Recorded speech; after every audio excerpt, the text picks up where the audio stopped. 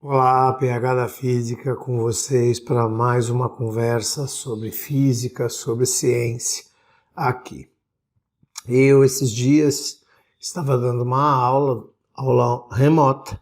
Eu tenho uma câmera aqui ao lado, essa câmera filma as minhas discussões com meus alunos num caderno que eu uso como se fosse uma lousa.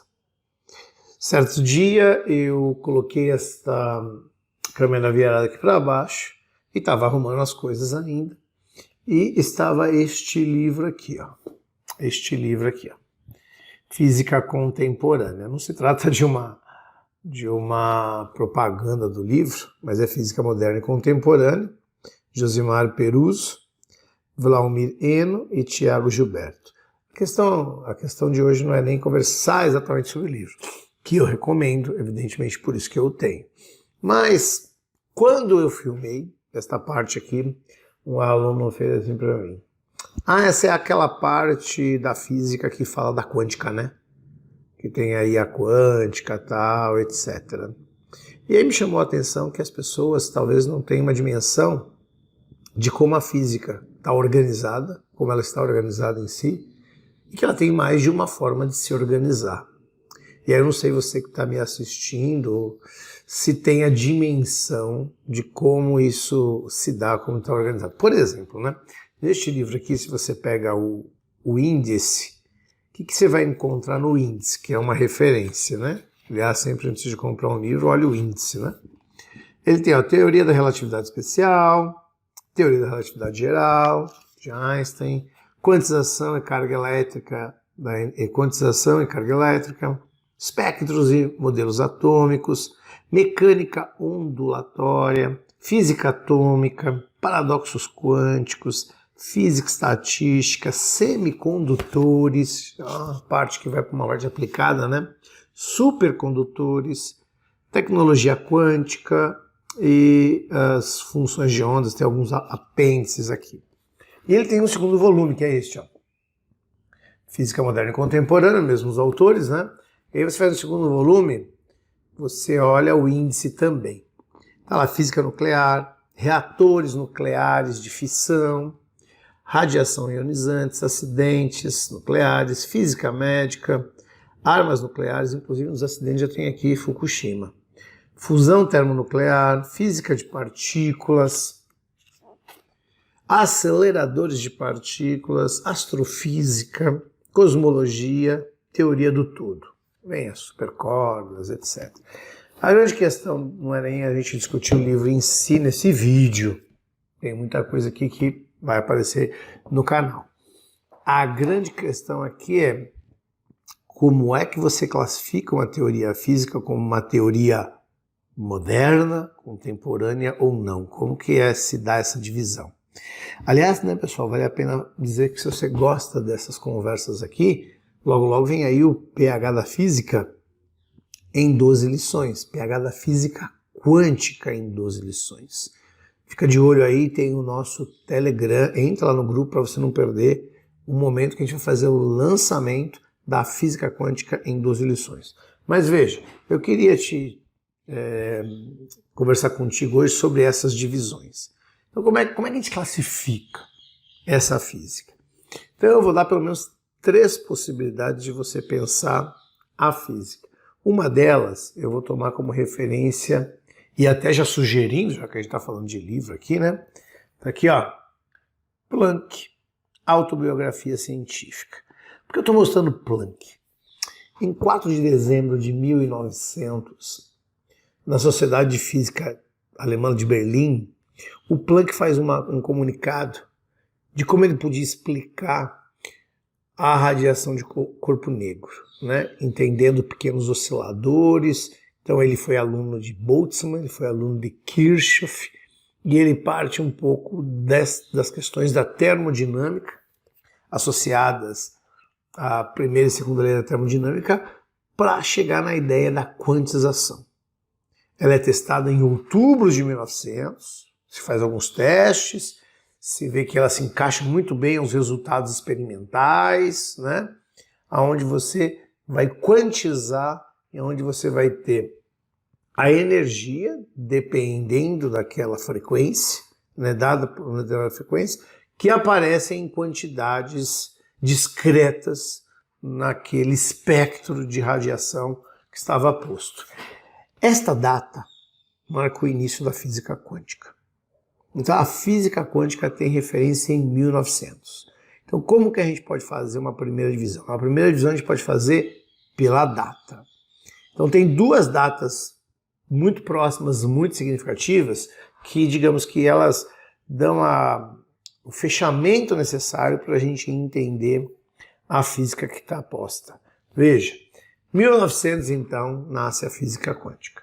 5 anos depois, né, aqui também uma outra referência, tal, a gente tem aquele que é conhecido como o ano miraculoso de Einstein. Este livro tem os 5 artigos, estão aqui, e se você olhar os 5 artigos, né, um é sobre a determinação das dimensões moleculares, depois o movimento browniano, né, que se chama sobre o movimento de pequenas partículas em suspensão dentro de líquidos em repouso, tal como exigido pela teoria cinético-molecular do calor.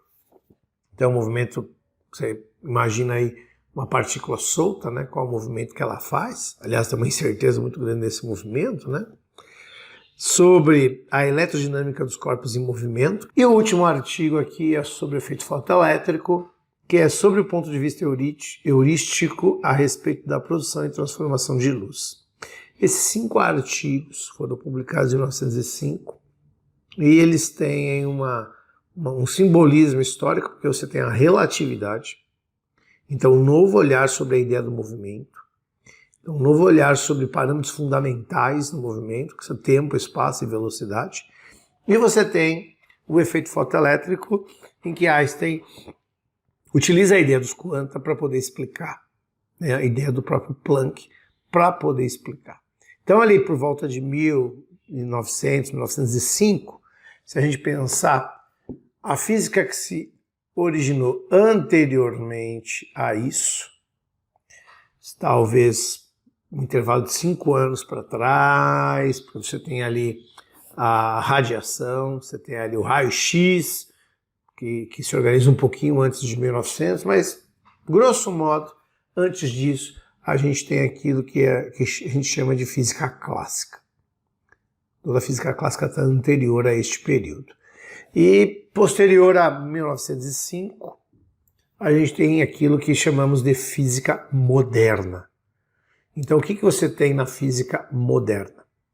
Aquilo que a gente chama de física quântica e aquilo que a gente chama de relatividade. Tudo aquilo que elas acabaram originando posteriormente até nossos dias. Antes, desde as discussões de movimento de astronomia da Grécia Antiga, até a mecânica newtoniana, até a mecânica estatística de Boltzmann, até a termodinâmica, eletromagnetismo de Maxwell, tudo isso compõe aquilo que a gente chama de física clássica. Agora, essa é uma divisão. Tem uma outra divisão que eu gosto mais de pensar, que a gente tira um pouquinho essa data e a gente pensa no fenômeno, que é a ideia do mundo atômico. Então, os modelos atômicos, que são do final de 1800, começo de 1900, por ali, os modelos atômicos, se a gente toma um átomo como referência, tudo aquilo que for maior do que um átomo, a gente entende que é um fenômeno clássico. Então, nessa divisão, a relatividade seria clássica. Seria uma teoria clássica, ainda que moderna, né? Ainda que contemporânea, seria clássica. Tudo aquilo que está no modelo subatômico, do átomo para menos, são fenômenos quânticos, da ordem de partículas, como essas partículas são compreendidas. Então é uma divisão que vai pelo tamanho, entre aspas, o tamanho, se o fenômeno é clássico, se o fenômeno é quântico. O fenômeno será quântico quando for do mundo subatômico. E aí ele tem uma mecânica específica, leis específicas, tal, etc. E se for maior, ele é clássico.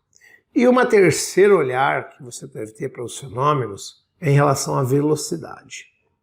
Então, quando você tiver fenômenos que ocorrem com velocidades mas muito menores do que a velocidade da luz, são fenômenos não relativísticos. O que você pode desprezar os efeitos da relatividade sobre esse fenômeno, que são os efeitos atrelados ao tempo, ao espaço.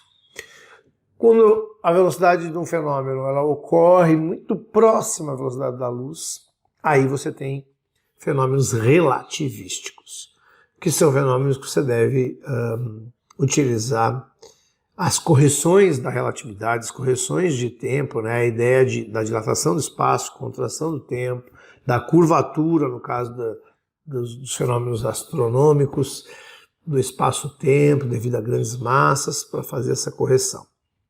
Então é um outro olhar. Eu gosto mais dos dois últimos, né? Mais até do que a questão histórica, que é uma referência importante para a gente localizar no tempo e espaço que vivemos. A ideia do mundo atômico, o subatômico, e a ideia relativística ou não relativístico te dá digamos, um olhar amplo sobre o que é a física. E era essa a resposta que a gente queria dar nesse trabalho. Se você gosta dessa nossa conversa, considera deixar um like aqui, deixa o teu comentário e lembre-se, Física Quântica em 12 lições está chegando. Faz a sua inscrição no nosso grupo do Telegram para você não perder a data de lançamento desse trabalho, que é um trabalho de levar a física mais contemporânea, digamos assim, já que estamos nessa conversa, né, para alcance das pessoas de maneira geral. Era isso que eu queria conversar com você. Espero que você tenha gostado do nosso trabalho. Eu te aguardo aí nas próximas vezes. Um grande abraço, até mais. Voltei aqui só para falar com você de novo sobre o nosso lançamento, o PH da Física Quântica em 12 lições. Aqui na descrição você vai encontrar um link do WhatsApp. Entra lá, venha fazer parte do grupo para saber o que é o PH da Física em 12 lições. Lá eu vou ter todos os detalhes. Se você gosta dos nossos papos aqui, tem conteúdo gratuito no canal para você fica à vontade para divulgar, para ver, para acompanhar. Mas considera isso. Entra lá no nosso grupo, conhece a nossa proposta. Eu te aguardo. Um grande abraço.